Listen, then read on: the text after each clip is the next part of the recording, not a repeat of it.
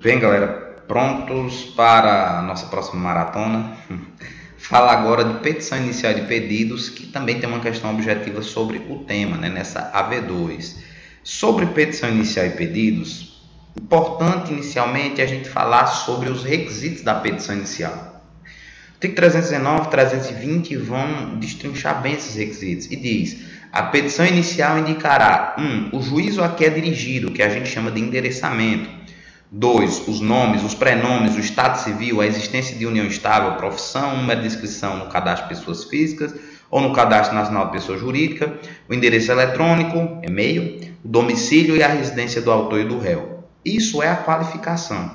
Tem que ser dada a qualificação do autor completa e do réu na medida do possível, né? Porque conforme estabelecem ainda os parágrafos do artigo 309, eles regulamentam ainda sobre essa impossibilidade que às vezes acontece de se ter essa qualificação completa. Parágrafo 1º. Caso não disponha das informações previstas no inciso 2, poderá o autor, na petição inicial, requerer ao juiz diligências necessárias à sua obtenção. Então, eu não tenho o número do CPF. O CPF vai ser muito importante no futuro, por exemplo, para uma ação de cobrança bloquear contas bancárias. Precisa do CPF. Então, eu já posso pedir ao juiz que diligencie no sentido de descobrir o CPF, por exemplo. Eu tenho o nome completo, eu tenho endereço, então peço que o juiz oficie a Receita Federal para que a Receita Federal descubra qual o CPF, informe, melhor dizendo, qual o CPF daquela pessoa. Parágrafo 2º. A petição inicial não será indeferida se, a despeito da falta de informações a que se referem esses dois, for possível a citação do réu. Por exemplo, aquela história, eu testei um exemplo para vocês também, uma história de turbação de posse. Eu nem conheço o nome direito da pessoa, o nome correto da pessoa. Só a pessoa chegou lá, eu fiquei sabendo na minha propriedade, chegou naquele meu imóvel ameaçando, né, por exemplo, ou turbando a minha posse, e apenas se apresentou com o nome, Zezinho. Eu não sei a qualificação daquela pessoa, nem sei o endereço dela. Porém, conversando com alguns vizinhos, eu descobri que Zezinho mora no outro quarteirão, ou na rua atrás da minha casa, por exemplo. Pronto, sei onde é que ele mora, sei. Vou lá, faço a citação dele. E aí, como diz o parágrafo 2º, a petição inicial não será indeferida se, a despeito da falta de informações a que se referem esses dois, for possível a citação do réu. Possível, está lá o endereço. Eu não tenho o nome dele completo, correto. Eu nem tenho estado civil, não tenho profissão, não sei qual a profissão, não sei qual o CPF dele, mas foi possível a citação. O parágrafo 3º complementa esse tema dizendo: a petição inicial não será indeferida pelo não atendimento ao disposto no inciso 2, novamente qualificação deste artigo, se a obtenção de tais informações torna impossível ou excessivamente oneroso o acesso à justiça. Poxa, eu não tenho como descobrir os dados. A diligência que eu solicitei também não deu certo. Olha, petição não pode ser indeferida. É isso que diz a lei. Petição ela não é indeferida pela falta de qualificação, se aquilo se mostrar como um obstáculo do acesso ao judiciário. Então, que isso fique bem claro, isso é extremamente importante. 3. A petição inicial indicará o fato e os fundamentos jurídicos do pedido. O que é isso? Fatos e fundamentos jurídicos. A causa de pedir. Basicamente, a causa de pedir. Causa de pedir fática, a remota é a causa de pedir jurídica, que a gente chama de causa de pedir próxima, fundamentação jurídica. Lembrando, o nosso código adota a chamada teoria da asserção.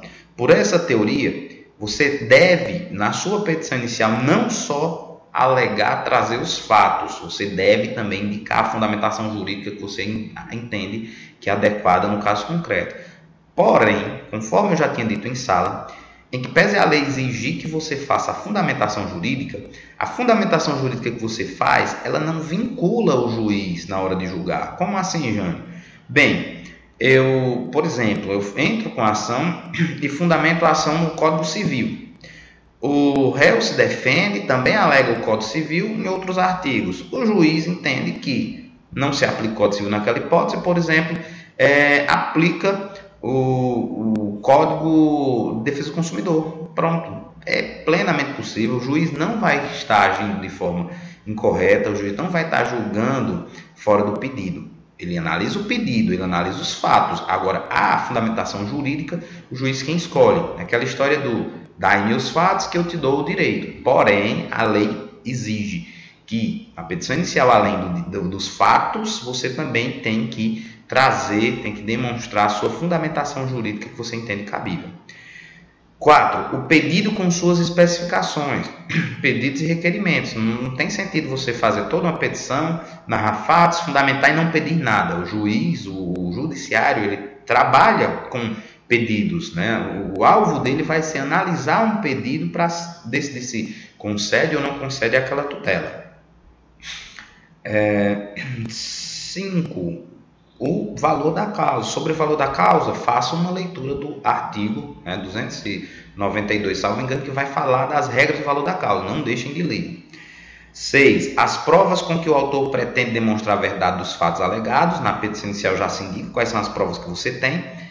7. A opção do autor pela realização ou não da audiência de conciliação ou de mediação. Mais uma vez alertando sobre esse ponto 7. A petição inicial já deve vir com o autor se manifestando se quer ou não quer participar da audiência de conciliação ou mediação. Porém, caso o autor não faça essa manifestação, se ele não se manifesta na petição, se quer ou não quer audiência, a doutrina, majoritariamente, sem nenhuma discussão, e esse será o caminho também da jurisprudência, entende que não é necessário determinar a emenda à petição inicial.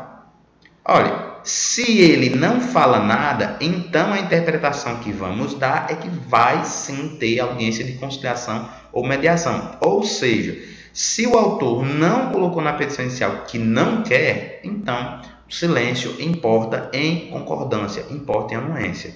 Então, prestem bastante atenção nessa situação.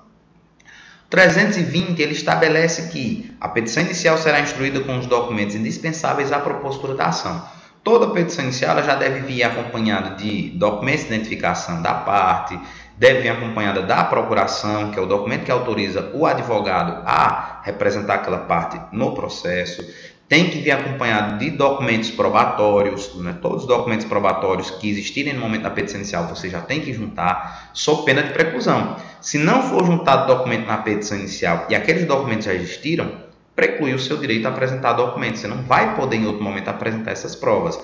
A não ser que, como eu falei, esses documentos surgiram após a petição inicial. Né? Eu já tinha elaborado minha petição inicial e um documento que serve como prova só surgiu depois.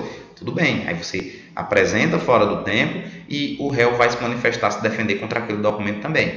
Mas se já existia um momento da petição inicial, o momento é esse de você apresentar esse documento. Seguindo, 321. Juiz, ao verificar que a petição inicial não preenche os requisitos dos artigos 319 e 320 ou que apresenta defeito de irregularidade capaz de dificultar o julgamento de mérito, determinará que o autor, no prazo de 15 dias, a emende ou a complete, indicando com precisão que deve ser corrigido ou completado. A emenda inicial vai acontecer sempre que houver vício na petição inicial, mas aquele vício ele for passível de ser sanado, de consertado. Porque se for um vício insanável, conforme eu já tinha dito anteriormente, por exemplo, o juiz percebe claramente que falta interesse processual. O indivíduo está cobrando, entrou com ação de cobrança de um débito que, por exemplo, ainda não está vencido. Poxa, não está nem vencido, como é que você já está entrando na justiça para cobrar isso? Se o réu não é obrigado a cumprir. Se isso acontecer, o juiz extingue o processo em resolução de mérito, por inépcia da petição inicial, falta de interesse de agir, nem manda emendar. Agora, para os demais vícios que são passíveis de emenda, por exemplo, o valor da causa equivocado, uma falta de representação, para os vícios que são corrigíveis, né, é plenamente possível fazer essa correção através dessa emenda num prazo de 15 dias para o autor. Se o autor não cumprir a diligência, o juiz indeferirá a petição inicial. É isso que diz o parágrafo único, ou seja, extingue o processo em resolução do mérito porque você não consertou aquele vício. Morre o processo ali. Sobre os pedidos em si, o Código também dá uma atenção especial para os pedidos, né? Vocês já viram. E aí fala, né, no 322 e 304 quais são os requisitos do pedido. O pedido deve ser certo e o pedido deve ser determinado. Leiam também os parágrafos do 322, leiam os parágrafos do do 324 que vão falar também, acrescentar um pouco mais, como os pedidos implícitos, que a gente já tinha falado, como as regras de pedido genérico, quando é que pode ser pedido genérico. Então leiam esses artigos na íntegra para vocês compreenderem bem. Eu vou aqui priorizar falar um pouco sobre acumulação de pedidos, né? A gente já falou sobre acumulação de pedidos em sala, falou da acumulação simples, da acumulação alternativa, da acumulação eventual, enfim, várias formas de acumulação de pedidos. E aí o 327 ele trata dos requisitos, na realidade, dos requisitos para acontecer a acumulação de pedido. Diz, ó, é lícita a acumulação em um único processo contra o mesmo réu de vários pedidos, ainda que entre eles não haja conexão. Muito importante, grifa esse trecho. Ainda que entre eles não haja conexão. Pode ser por fatos distintos, como eu exemplifiquei em sala.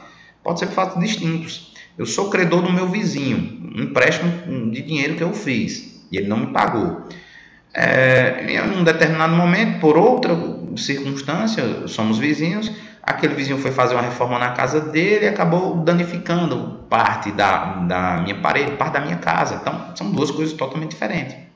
Um dano provocado por uma construção e outro um empréstimo. Porém, eu posso, por economia processual, mesmo sem conexão nenhuma, juntar esses dois fatos dentro de um mesmo processo e fazer pedidos, dois pedidos, um pedido de condenação pelos danos materiais causados, por exemplo, e outro pedido de condenação ao pagamento do débito. Então, dois pedidos distintos, dois fatos completamente distintos que eu posso acumular.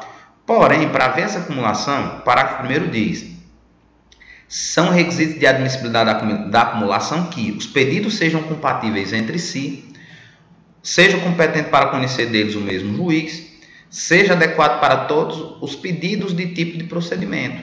Então, tem que haver essa acumulação de requisitos.